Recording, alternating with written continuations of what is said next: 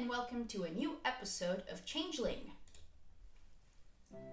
Ewan and I arrived to the club room alone. Ellie stopped on the way to get something to eat since I hadn't had lunch, and neither had she, since she had been running around preparing for Operation Fake, Cata or Shame, or whatever. The club was empty, not surprising since everyone else was probably still in class. School was about to end, so presumably they'd be showing up soon too. It feels sort of weird arriving like this, through the courtyard and in the middle of the day. At this point, it's going to be better if you just get used to the weird. Yeah, still struggling with it, which is weird in itself, considering everything that's happened. I flopped on the sofa and tipped my head back with a sigh. I feel bad that you guys missed class to deal with my issues. It's not that big a deal, and you didn't have a reading partner in literature the last couple of days either. Sorry about that. I didn't go anyway. What? Why? I knew for a fact that he'd been skipping enough that his grade was in peril, and he just started showing up again. I thought it was because of Mrs. Roberts' threat. Ewan looked away awkwardly. You weren't there, so you were showing up just because of me? I mean, I didn't mind it when I had a decent reading partner. What's your issue with literature anyway? You really hate reading that much? I don't mind it in general. It's the plays that bother me, that's all. Brings back memories I don't really care to dwell on. I chewed my lip, thinking about that, plays, and memories you didn't like to dwell on. Okay, I'm not sure if you can hear the fucking noise, but my neighbor decided to, bang a bunch of stuff on a weekend. A Sunday, of all days. Fucking annoying, I'm sorry. I thought he had stopped.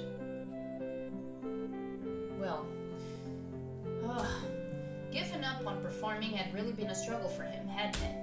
I knew some people might be dismissive of a kid's interest in lost stream, but at the same time, sometimes the most passionate people develop their interests when they were quite young. I'd been drawing all my life, and it was something I couldn't even fathom losing. I mean, if suddenly I couldn't do art anymore for some reason, I'd be devastated. It was my thing. It was part of what made me, me. I could not paint. I'd read a book once that said being an artist was about having a scream inside you that wanted to get out in a special way. And it truly was like that for me. Like, there was something that came from deep inside, something I couldn't ignore.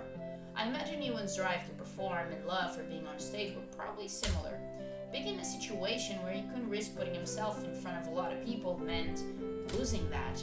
I'm sure it had to be devastating.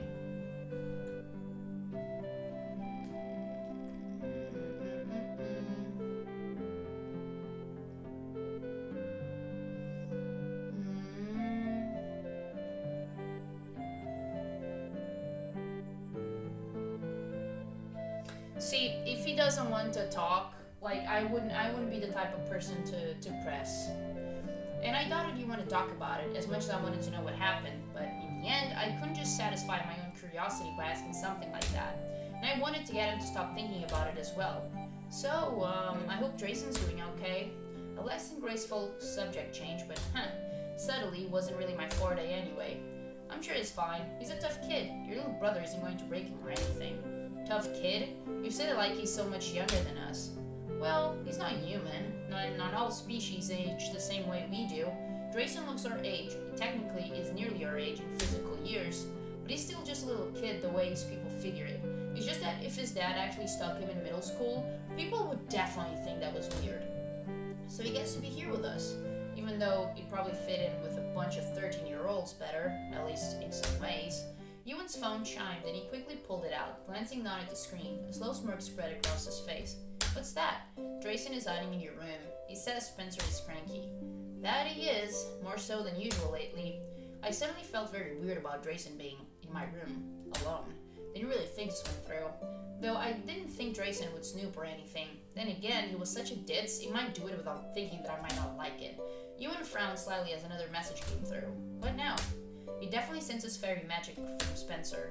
I did too, but I thought it was just residual magic from being around you. I mean, it can rub off in small amounts. Drayson says the magic is coming from Spencer himself. He's just really weak. What does that mean? I don't know. He said there are several other magic artists in the house that don't feel like either of you. It's definitely fairy magic. Evidence of some fairy activity, for sure. That doesn't sound good, any of it. Is he saying Spencer is magic? But why? I mean, I did because of the Changeling thing, but why would he? I told Drayson to stay sharp and not let his guard down. I'm really worried about him being there alone. Whatever's going on there, he can probably handle it better than you. No offense, but you're still new to this. He's a full-fledged cryptic who has dealt with this stuff all his life. He's going to be fine. I really hope you're right. The final bell rang at that moment, as I sat there worrying about my family, my friends, and the entire situation. How did we even get to this point? If Spencer has magic of his own, shouldn't he have been able to see the club? I know he came up here several times while stalking me around. Well, it depends. Whatever magic is coming from him is very, very weak. It's possible that it just wasn't enough to trigger the entrance spell. Like I said, I thought it was just residual magic from interacting with you. The club isn't going to react to that level of magic. I mean, if the club reacted to residual magic, a lot of normal students would be able to enter because they interact with club members frequently. Pretty much everyone who spends time with Corvin has traces amounts of his magic clinging to them, but they can't see the club either. That's true. I was changed because I was in Fairy, so now I have magic too. Is it possible that Spencer was somehow, I don't know, mutated by being around Changeling so much? I don't think so. You were changed because your body was in a place where it was literally bombarded by fairy magic nonstop for who knows how long. I don't think just being around the fairy for a few years would be able to change him to that degree. So this was something he was born with. Seems like that's probably the case. It's possibly that because you two share a pretty deep bond as twins, that the changes to your life energy affected him. I'm not really too knowledgeable about twins though. I know they can have that kind of connection though. But, hey guys! Cata Shane, didn't know you were here. Hey! I just got here a little while ago actually. Is everything okay? Allie told us there was a problem, but she didn't really explain what was going on. Sorry. Well, I don't know about everything being okay yet. There's definitely a situation, unfortunately. But we also don't know what's going on. Not really. Ewan gave them a brief rundown of the situation at my house. Ellie came in while he was talking and just stood near the door listening. What? Can't believe I didn't notice anything going on. Well, I did hear things a few times, but I wasn't aware it was that bad. Then again, with the Fae involved, we probably wouldn't. Yeah, not a lot of sensitivity to magic on the vampire and werewolf side of things. We should pay more attention. We might have been able to help a little, at least with the sleepwalking. I feel bad that we didn't help at all. I understand why you didn't, but for future reference, you can let us know if there are more issues. We'll gladly help out. I appreciate that. Maybe you two can keep an eye on things now. We don't know how long Drayson's going to be staying. Hopefully not long though. I don't think my nerves can handle it. Come to think of it, this might be why Brenna's been acting so weird lately. Brenna? You mean at school? Why has she been acting weird? Oh yeah, you guys are pretty close. I wouldn't say we're close. It's just, Brenna's this cat. What a shame. Probably should have let him reveal that a little more gently, but my nerves were too frazzled to dance around that subject. Might as well just get everything out in the open while we were discussing it at all. Wait, what? Okay, it's been a while since something surprised me that much. Brenna is your cat? This explains a lot about your relationship with her. It's not that you guys think, she showed up one day, and I didn't realize she was a normal cat. So we adopted her. But then she turned out to be, well, Brenna. Except she just stuck around, so yeah, Brenna is my cat. Ewan, I don't think I've mentioned this before, or maybe I have, but your family is super weird. Ewan's family? She's his aunt. Brenna is your aunt? What a shame. I mean, I'm not wrong, so... Oh my god, can you just stop casually dropping these bombshells on us? I smirked slightly. You are enjoying this way too much. It's my revenge for all the times you people did this to me. Ewan just sighed, I guess, and decided to just go with it.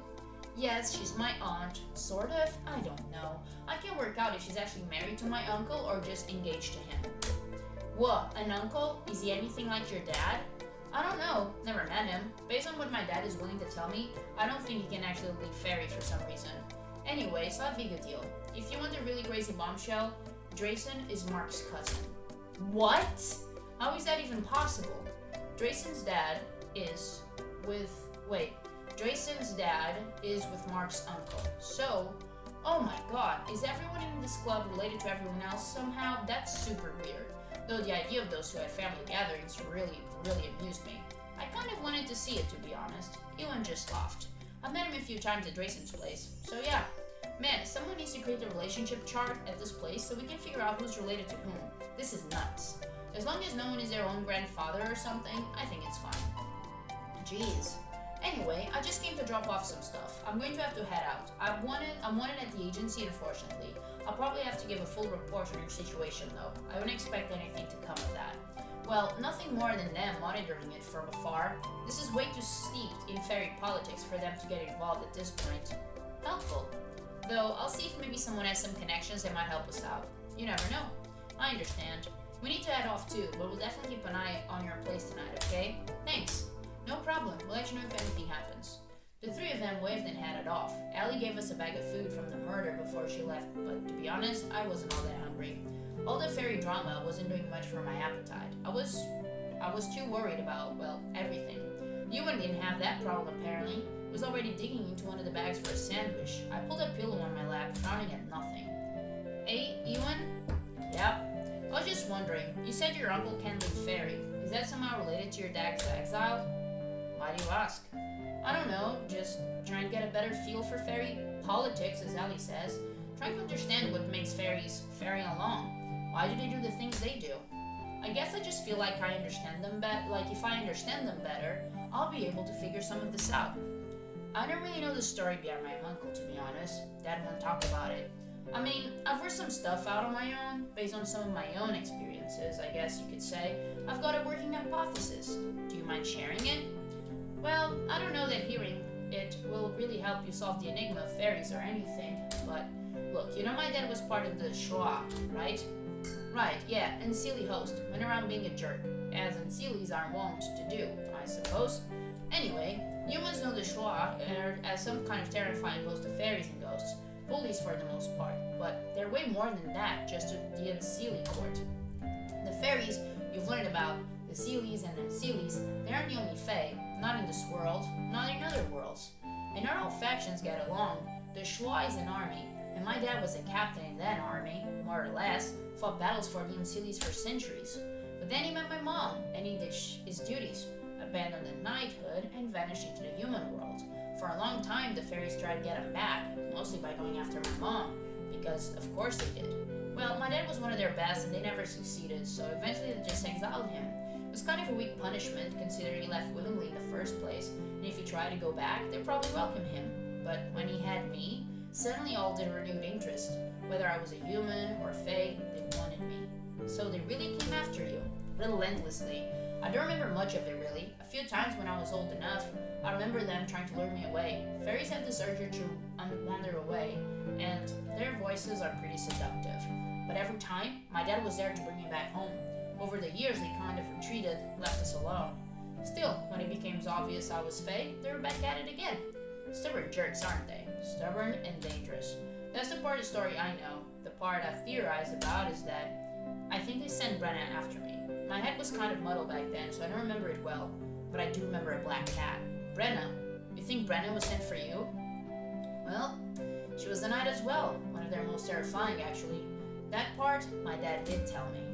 Well, I can't see her as a knight really, but I get the terrifying part. She's still terrifying.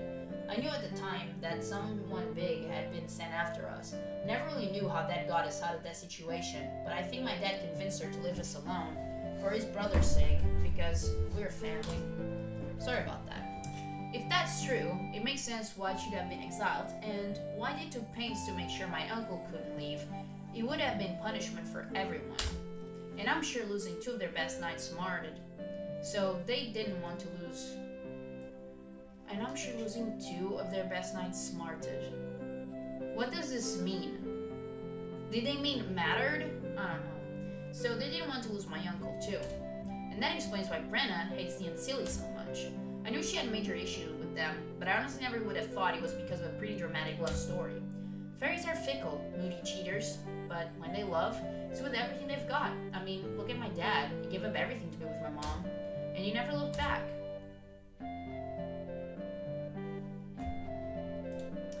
I really admire that ability to love with the whole heart like that, to just throw everything aside and give yourself over to that kind of emotion. You may find this hard to believe, but I struggle a little with feelings. Sincerity isn't really one of my virtues. I don't think that's totally true. Your snark is incredibly sincere, I think. Besides, as far as virtues go, I think sincerity should be low on the list of concerns. Hey, are you implying I don't have many virtues? I'm just saying you might want to worry about some more important ones. Kindness, compassion.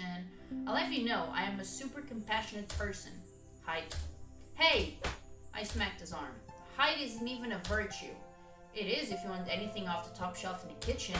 I elbowed him in the gut, but he just laughed. To be honest, though, I feel the same way. I admire the part of Fae that can love so deeply, or pour themselves so fully into their endeavors. A pity so many of those endeavors involve kidnapping. Exactly. I hate that part of them. Of us. That makes us do terrible things without batting an eye. I don't think you have to include yourself in that us. You're not like that. Sometimes I wonder. I don't think I can say I got all the good parts and none of the bad. Hey, I didn't say you don't have bad qualities. I just said I don't think you're a kidnapper. Thanks, I think. So what's your take on the Spencer thing anyway? I mean, I know you're not an expert, but I'd like to hear your thoughts. At any rate, you know more about Faye than I do. Well, I don't know what's really going on with him or anything, but my main concern right now is that part of the reason they're so reluctant to let you go is because you got tangled with my family. I worry we did more harm than good when we tried to help you. What? That isn't true at all.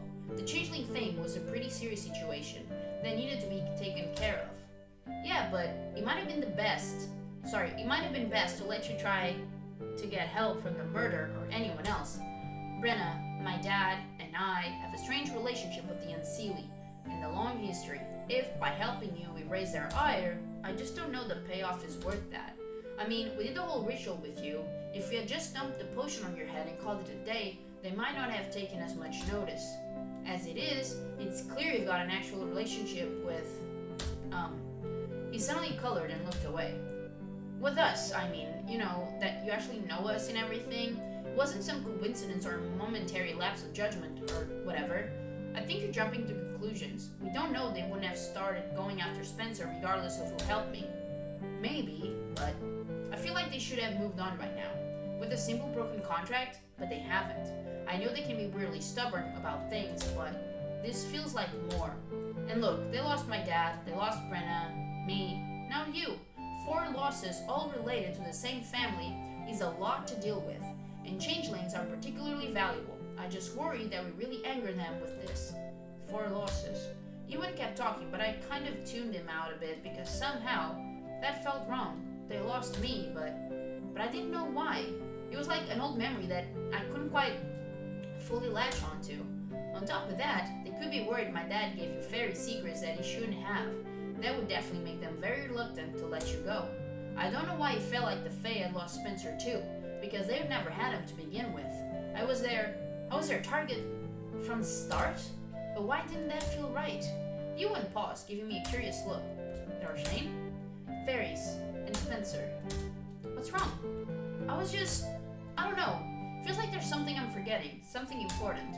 And weirdly, Spencer said the same thing to me earlier today. What do you think you're forgetting? I gave him a disparaging look. If I knew that, it wouldn't be forgotten, wouldn't it? Yeah, I know that. Thank you. I was hoping for a general idea. I mean, what is it in relation to? Spencer and fairies. You think there's some connection there, besides you? I don't know. I mean, I told you before, when we were kids, we both saw them. I mean, I think we did. It's all a bit faded by now, but I do remember seeing weird things, and Spencer did as well. All the time, frequently, everywhere. I've been thinking about that actually. Maybe the two of you did have some hidden fairy heritage. Would explain the weak magic aura he has, and it could be why the Fae targeted you in the first place. Targeted me? Yeah, as a changeling? What if I wasn't their target? What do you mean by that? Remember that morning with Kara outside? That day she mentioned something weird, something about Spencer going missing. When she said that, at first I thought nothing like that had ever happened, but suddenly it was like a memory tried to surface, and then all the pain. Every time I think about it, I get a headache. But I think she might have been right. I think Spencer did go missing when we were little. I just can't recall the details. He said he's been dreaming about the past and feels like he's forgetting something. Now I'm just having the same feeling, I guess. Maybe there really is more going on here than we know. Can you tell me more about your childhood here? Maybe we can work out when this contract happened and what the events were surrounding it. It might give us some hints. It's possible your history with the Fae in Pine Hollow is more important to what's happening now than we thought. Sure. I don't really know where to start though. I mean, we were born here. There's a lot of history. when you first remember seeing fairies? I don't really know. I feel like we could see them for forever, really. I've forgotten for so long, but now that it's all come back to me, I can't recall a time in my life we didn't see them. Well, I guess I didn't really forget. It's more that I just sort of eventually started thinking it was all just pretend play, just imaginary friends and that kind of thing. But now, I mean, with everything that happened, I started wondering if maybe it wasn't pretend. The more I thought about it, the more it felt less like a dream and more like it was all real. I mean, we'd see faces in the trees, strange little people, we'd hear voices in the woods singing. This is going to sound weird, but my grandmother had this apple tree, and there was this old man that lived in it. She always said she had to leave the last apple of the season for him, so there would be apples the next year. I asked if she could see him, but she said that she had only seen him once or twice when she was a little girl. That tree came from a sapling her mother had given her, a sapling from a tree at the house she grew up in. Grandma said the old man had followed her from her childhood home. Sounds like your grandmother was also sensitive to fairies. It definitely sounds like something that runs in your family. There was also this lady in green that Spencer and I used to see in the woods a lot. Long blonde hair, green dress. She was weird. Every time she saw us, she'd take our hands and let us back home as if we were lost. Even if we were just playing or knew where we were, she always let us back home. She had this really weird way of walking, sort of lopsided and limping, and I swear one time I saw a tail. Sounds like a glay stick, maybe. You're lucky all she did was lead you home. They can be pretty dangerous. There was this weird hill in the woods behind our house that we used to play on a lot. She hated when we went near. What? Ewan had the weirdest look on his face when I mentioned that hill. A fairy hill? Was that a fairy hill, Shane? I don't... My mind went blank and there was a sharp pain behind my eyes. Shane? Sorry, just sudden headache. Ewan sat back against the cushions, regarding me with a serious look on his face. A headache when he tried to remember that hill, and one when he tried to remember something about Spencer vanishing as a child. What is it?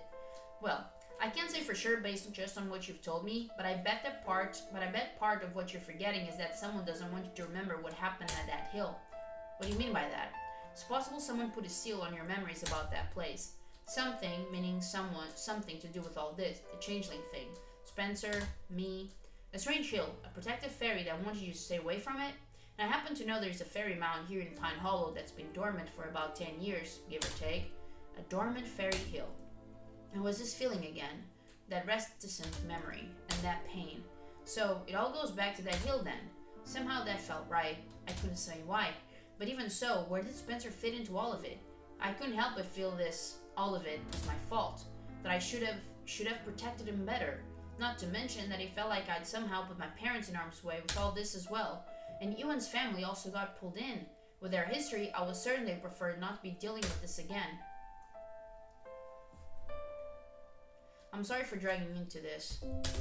Don't be. It feels more like we dragged you in. I don't see how that could possibly be the case. If it wasn't for me, none of this. It's not your fault. Look, I'm not worried about that. I know he can look after himself. I'm sorry I dragged him into it. Don't be. I think he was looking for an excuse to do something crazy and get out of the bakery for a while. And the curse of the disappearing pastries? Yes. And listen, he's Fae, but he's not a bad person. I never thought he was. I sighed softly. I'm worried about my family too. I know. It must be nice to be able to share everything with them about both worlds. Sometimes, I guess. I'll never be able to tell mine. I mean, that's what everyone keeps saying. Well, it would be pretty dangerous. Yeah, it's dangerous now, and they don't know anything. There are worse things than secrets, believe me. I could definitely imagine. I had to admit, it felt a little better after all that, though I'd feel better if I had solid answers. Ewan and I continued to talk for the rest of the afternoon. Some of it was talking about the current situation, or me sharing more about my childhood. Some was Ewan explaining various things about fairy society to me. All of it was punctuated by texts from Drayson, mostly silly things about my brother being grumpy or whatever. At several points, I was seriously worried about my family probably thinking I'd gone insane. I couldn't wait to get back into with the fallout of Drayson's exuberance. Ellie also checked in with us. A lot of it just felt like waiting. Though for what, I wasn't sure. News of some kind, I guess. There was never any sort of news that came. I don't really know when I fell asleep. But sleep wasn't restful at all. It was troubled with strange dreams and eerie music, whispering voices, and dark, echoing spaces. and a deep, uncomfortable feeling of needing to find something and knowing I was going to lose myself forever if I did. The only good thing about it was not waking up to my brother trying to break into my room in the middle of the night. I felt like I'd barely gotten an hour's sleep when the clicking of the club door woke me up. I sat up groggily, looking around. "That's some pretty amazing bed hair you've got there." I made a face at her, noting that Ewan had relocated to one of the chairs.